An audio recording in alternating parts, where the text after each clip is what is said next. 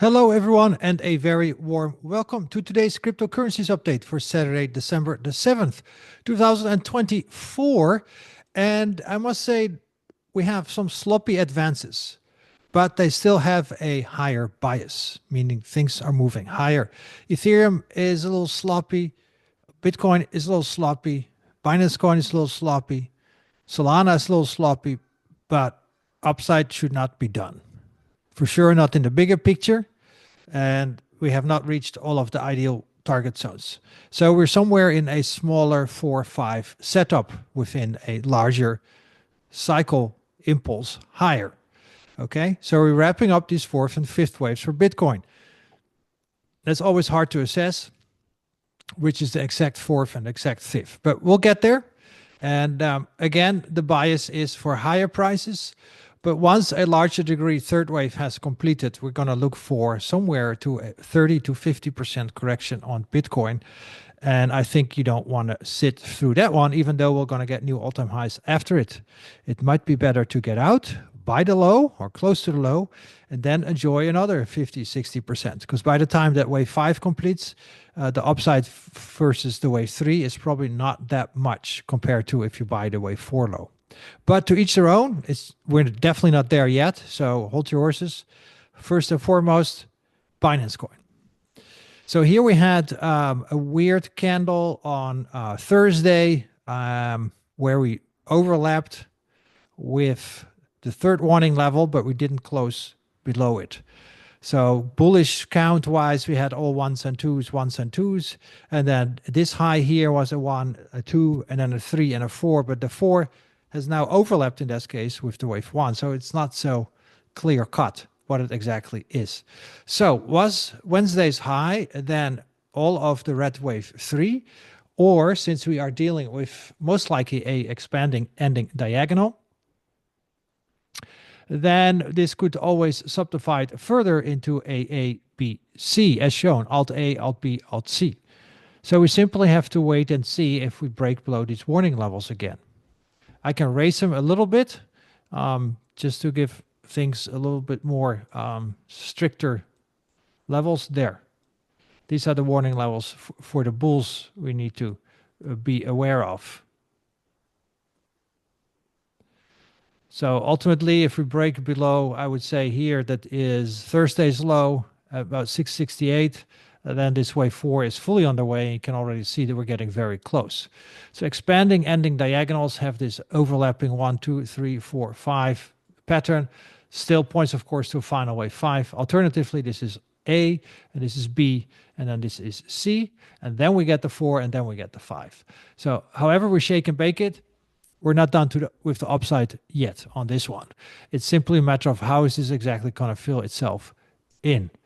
So far, I must say the advance of this Alt B low made on Thursday looks better like 3 waves, but that's with current price action.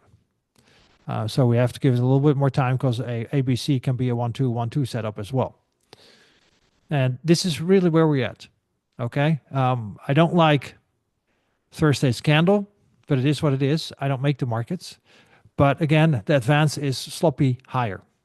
Bias is higher. We're above the 10, the 20, the 50, 200-day, and the Ichimoku cloud.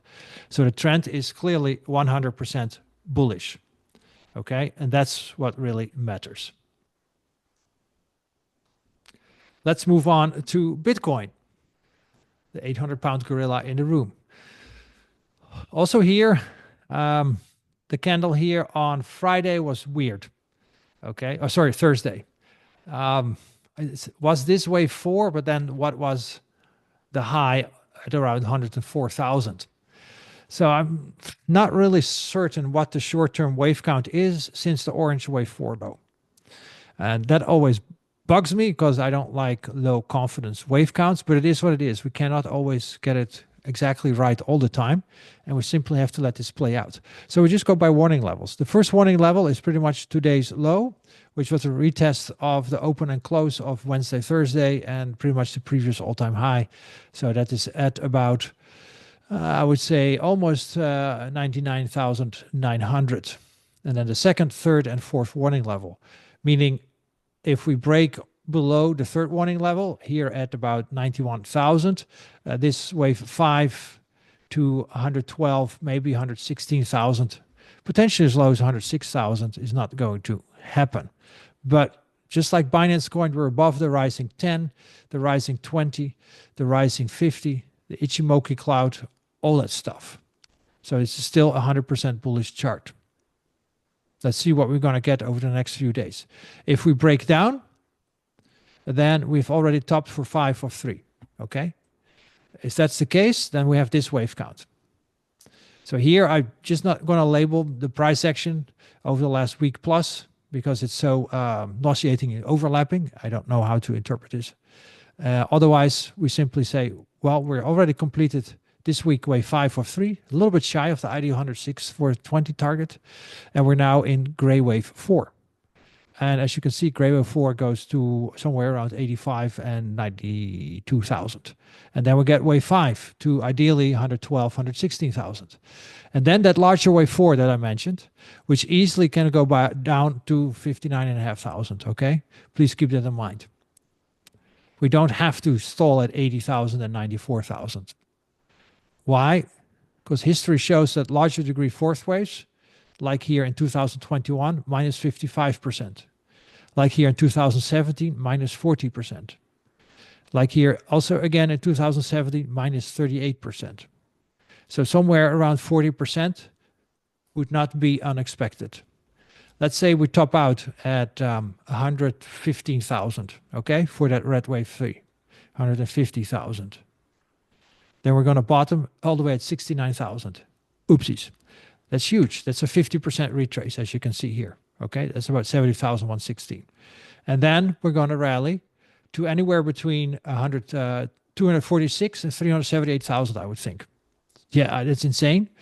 But once again, you see if you top at about 114,000. So here you can see the wave 5, the initial wave 5 target we had a long time ago was set at 200%. That's the normal standard Fibonacci extension for a fifth wave, 200%.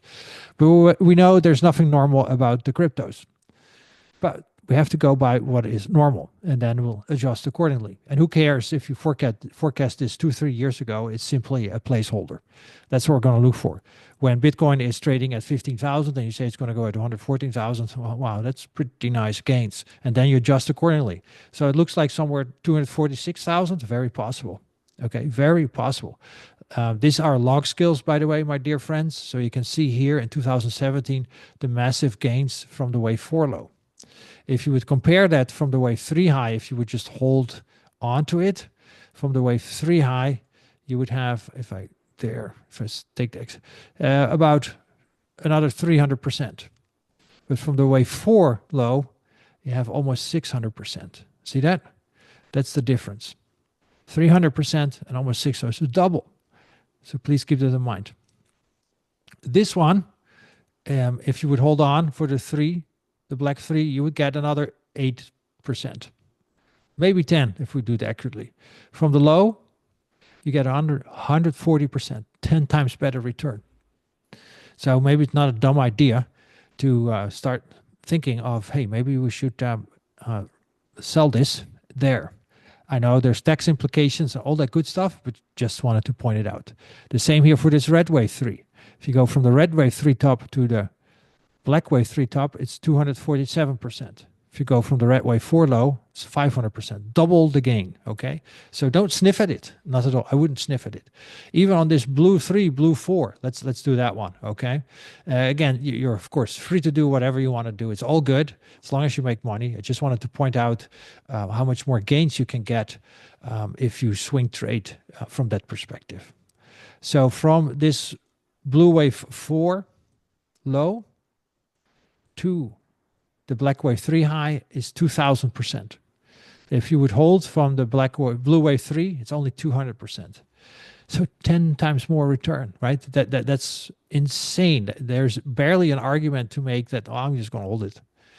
I'm just going to hold it. Okay, fine. I'm just making out that if you time it well and you enter close to this blue wave 4 low, you get a 2,000% return. If you hold on, you first need to sit through a 500%, no, not 500% loss. That's impossible, of course. First need to see it through 84% loss.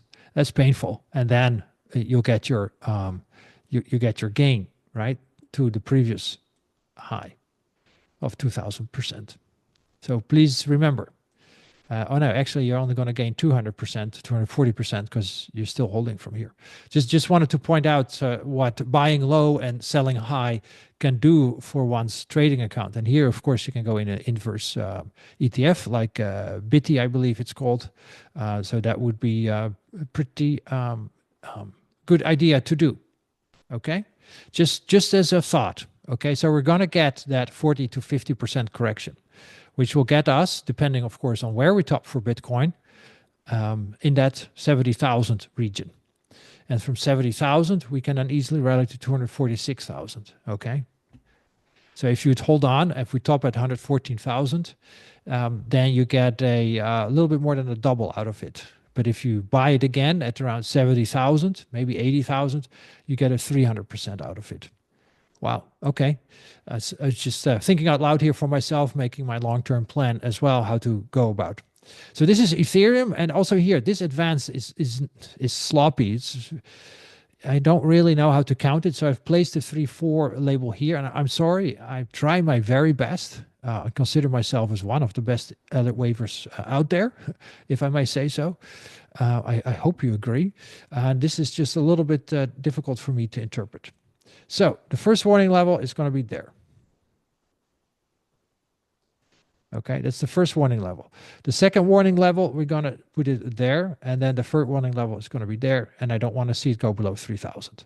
So as long as we stay above 3,000, I think this is going to wrap up its fourth and fifth waves with a serious warning below 3,500. Okay, so that's what we're looking at. Okay, 3,500. Yeah, that would not be good. I know the wave 4 low can go as low as 34.50, but that should probably be an intraday stab. Okay, I don't want to see it close below it. Again, this wave 4 can go all the way here, by the way. It can, okay? It can go all the way back to 3,000. Just as I showed you for Bitcoin, how devastating some fourth waves can be before the final fifth wave occurs. And the final fifth wave is often a really fun wave for cryptos, because they're most of the time those very extended fifth waves. So this is unfortunate nature we have to deal with. It's a bit overlapping, so the interpretation is a bit, yeah. So we go by price level, and the first warning level is below pretty much like 3,800, 3,790, something like that. Okay, the second warning level is about 3,675-ish.